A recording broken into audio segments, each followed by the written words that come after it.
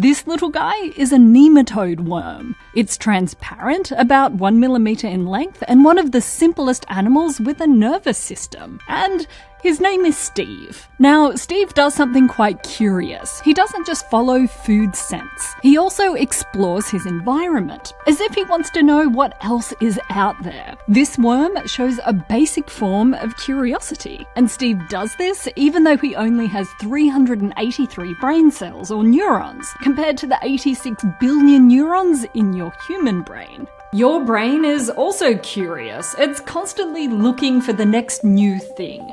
But unlike a worm, our desire for novelty has led us to innovate and create. Our high levels of creativity are thanks to the unique makeup of our restless brains. So what exactly makes your brain so creative?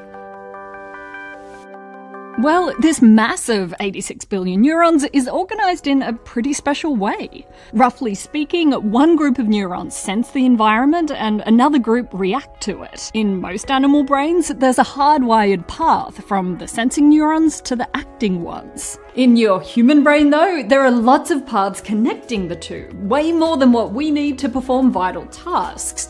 So these surplus neurons form tangled networks that generate random, spontaneous thoughts. And researchers are starting to pinpoint how these thoughts become creative ideas. In a 2016 study, researchers found that creativity seems to depend on the cooperation of two competing brain networks, one that generates spontaneous thoughts and the executive control center of the brain that governs everything else. To produce new ideas, we start with a pool of random, free-flowing thoughts. Those worthy of further exploration are then approved by executive control. And then, when researchers asked people to plan an artwork, cooperation between these two networks went up.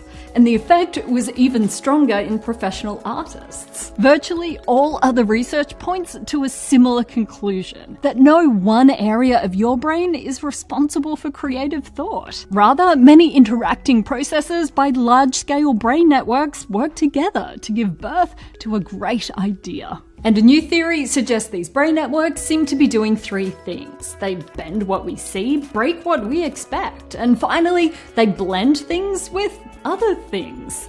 Your restless brain is full of great ideas, just waiting to be realized. So this is the first of a 3-part series on creativity. Next up, can you become more creative? If we all have this amazing machinery in our brains, why are some people more creative than others? Dancing.